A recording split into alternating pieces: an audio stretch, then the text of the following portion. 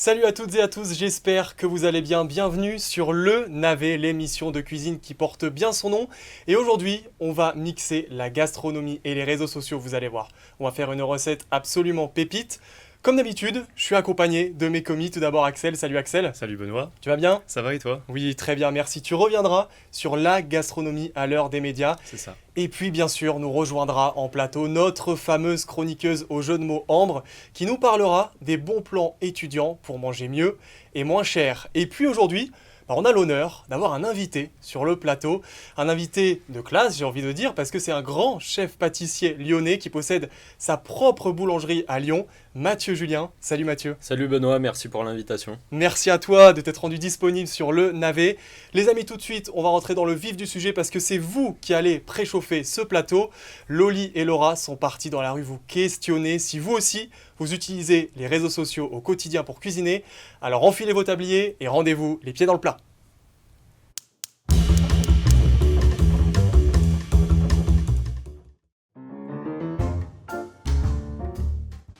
Ouais, de ouf, et c'est principalement sur quoi je m'attarde principalement. Oui. Ça amène un peu de la joie parce qu'on est d'accord que la nourriture ça donne toujours envie. Oui. Tout sur la malbouffe surtout. Oh, un peu tout à partir du moment où ça a l'air bon. Plutôt les recettes étudiantes en général, petit budget et tout. Alors, salé, sucré, mais plus des choses rapides. Plein de recettes avec du fromage. C'est le chef là, Thibaut Geoffrey, c'est fitness food. j'ai oublié le nom là. The Food is Love. Il y en a plein mais je retiens pas le nom. Angie Cook, Cédric Rollet. Woo Guys. J'en suis pas en particulier. Je regarde ce qui passe sur mon feed et en fonction je prends. En général TikTok et Instagram. Instagram et TikTok. Bon, on est quand même rassurés, hein, ce talk show n'est pas inutile parce que vous êtes quand même nombreux à suivre ces influenceurs. Mais justement, à l'heure où tout doit être esthétique, à l'heure où tout doit être beau avant d'être bon, c'est intéressant de se demander d'où vient ce phénomène. Les amis, c'est l'heure de la génoise, la chronique qui revient à la genèse de la gastronomie. Axel, de quoi tu nous parles aujourd'hui ? Eh bien Benoît, aujourd'hui dans la Génoise, j'ai essayé de mieux comprendre l'essor de la gastronomie sur internet et comment les photos de nos plats quotidiens font plus de likes que celles du mariage de ta cousine. Ah ouais, non mais c'est clair, en plus on voit un contenu food partout sur les réseaux sociaux, enfin c'est affolant. Et oui, et vous ne pouvez pas imaginer le nombre de hashtags qui existent. Le hashtag food seulement est la 3e recherche dans Google après les voyages et le sport. Justement quand tu dis ça, ça me fait penser à... On a tous ce pote un peu qui dégaine son téléphone quand il est au restaurant pour prendre en photo son plat et le publier en story. Absolument, prendre une photo de son plat chaud pour la partager à des millions d'inconnus avec le bon filtre sur Instagram et donc le manger froid est devenu monnaie courante, surtout chez les jeunes. Pour vous donner une petite idée, sur Instagram, le hashtag food, c'est 500 millions de posts et sur Twitter, c'est 22 millions de tweets en France sur une année. Sur Facebook, c'est près d'1 milliard d'interactions mensuellement. Et enfin sur YouTube, c'est la 5e catégorie la plus regardée dans le monde. Et justement, en dehors des réseaux, est-ce que ce contenu food, il nous influe un peu sur nos types de consommation ou nos comportements ? Et oui Benoît, de nouvelles pratiques apparaissent, comme le food haul, où tu te filmes en fait en train de déballer les courses que tu viens de faire au casino du coin, ou encore le mukbang, où tu te filmes en train de manger des quantités mais gargantuesques de nourriture. À savoir que 30% des millénials ne vont pas dans un restaurant s'il n'est pas présent sur Instagram. Servis sur des écrans, les plats régalent d'abord aujourd'hui les yeux avant les estomacs. Merci beaucoup Axel, c'est quand même Merci à incroyable hein, l'évolution qu'il y a eu avec ces outils. Et l'évolution aussi, elle est apparue dans l'artisanat. Et justement, on va en parler avec toi Mathieu. Les amis, c'est l'heure du papotage. Mathieu, tu es un grand chef pâtissier lyonnais, tu as été Merci. diplômé d'un bac pro cuisine à Rabelais, tu as ta propre boulangerie, Marcel Boulangerie à Lyon, dans le 6e arrondissement, d'où ma première question, pourquoi Marcel ? Elle vient d'où un peu cette histoire ? Alors Marcel, en fait, c'est le prénom de mon grand-père qui nous a quittés il y a un peu plus d'1 an. Et il nous a toujours appris le bien manger. Et il a toujours suivi ma carrière, il m'a aidé. Et voilà, c'est qu'on est une entreprise familiale et on a voulu lui rendre un hommage. Très bien, et du coup, c'est vrai que là, on peut voir hein, ta boulangerie sur les écrans.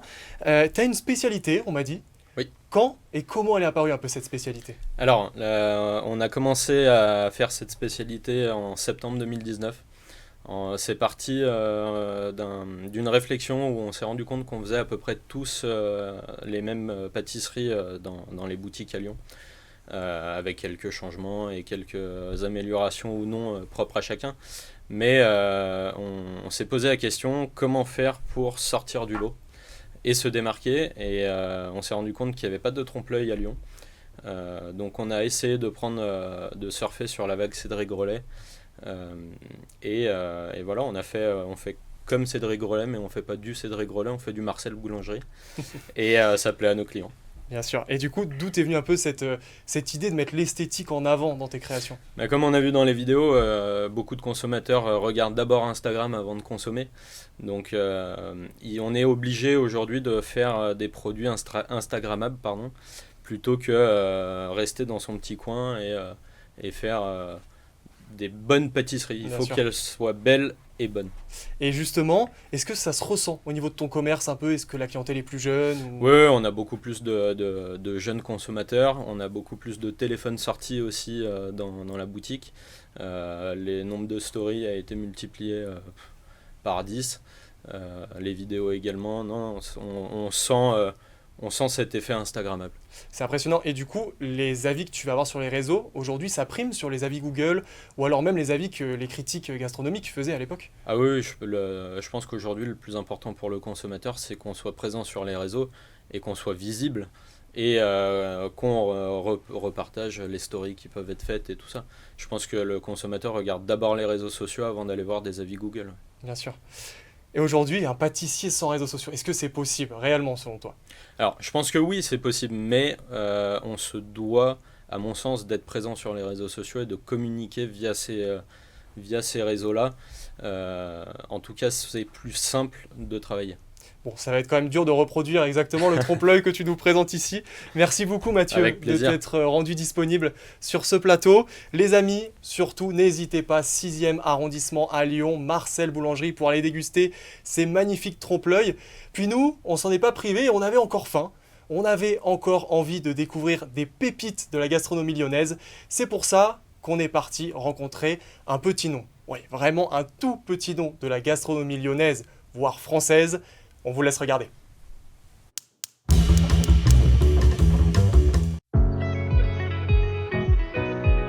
Bonjour à tous, aujourd'hui je vous emmène dans l'une des plus belles chocolateries de Lyon, celle du chef Bernachon. On y va!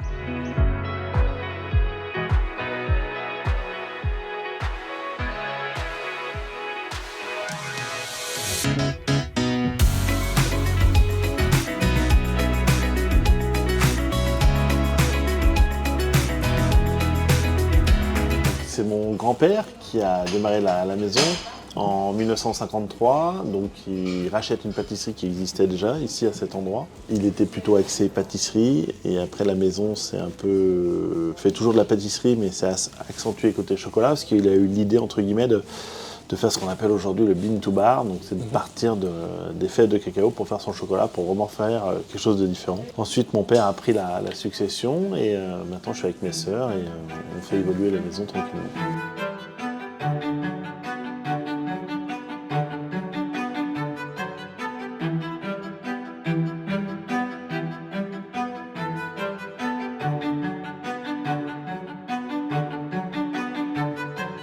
Quand on voit par exemple le succès d'un de mes confrères, Cédric Grolet, qui a je ne sais plus combien de milliers de followers et à chaque fois que je passe devant sa boutique à Paris, il y a les gens qui font la queue, ça montre bien l'importance des réseaux sociaux. Chez nous, il y a quelqu'un en interne ou même deux des fois, qui s'occupe que de ça. Et à chaque fois qu'on croise des gens, ah j'ai vu ça sur Instagram, ah j'ai vu ça, et j'ai vu cette vidéo. C'est un truc qui, il y a 10 ans, personne n'en parlait et que maintenant, si on n'a pas ça, on est has-been. Après, ce qu'il ne faut pas oublier, c'est quand on mange un gâteau, il faut qu'il soit bon. S'il est beau et bon, ça, c'est encore mieux, mais des fois, on oublie un peu le goût par rapport à l'esthétique du gâteau.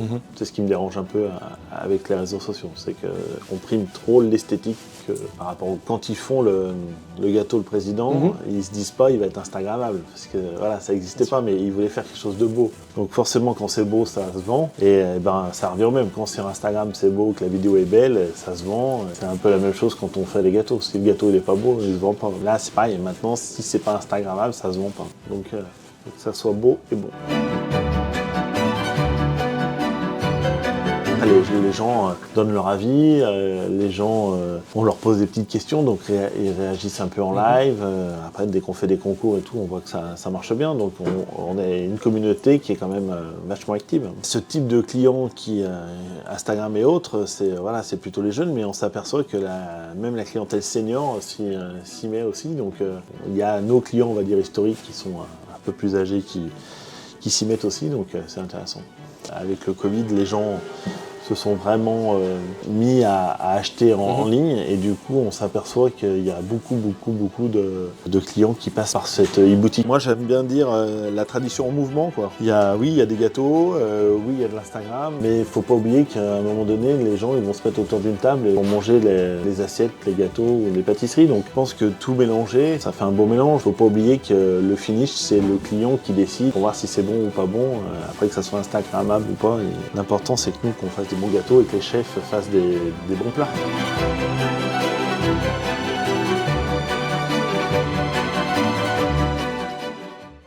C'est impressionnant la qualité des chocolats Bernachon. Vraiment, dès qu'on croque dedans, on ressent toute la saveur. Ça n'a rien à voir avec les chocolats qu'on peut acheter à Pâques dans les grandes surfaces. Tu as eu l'occasion, toi d'ailleurs, Mathieu, de travailler un peu ou d'échanger avec le chef Bernachon ? Oui, on s'est rencontrés à plusieurs reprises. Et pour moi, c'est un des meilleurs chocolatiers aujourd'hui qui se fait sur le marché. Ouais. Bon, peut-être que tu arriveras à son niveau un jour, avec la pâtisserie, bien sûr. Pourquoi pas ? Mais bien sûr, c'est en bonne voie en tout cas. Les amis, il est presque l'heure de passer à table. J'espère que vous êtes en train de vous activer, que vous préchauffez votre four, que vous étalez la sauce tomate sur la pizza. Mais c'est quand même pas évident de refaire des recettes, surtout avec un petit budget. Mais pour contrer ça, bien sûr, Ambre a ce qu'il vous faut, les amis. C'est l'heure de mettre du beurre dans les épinards.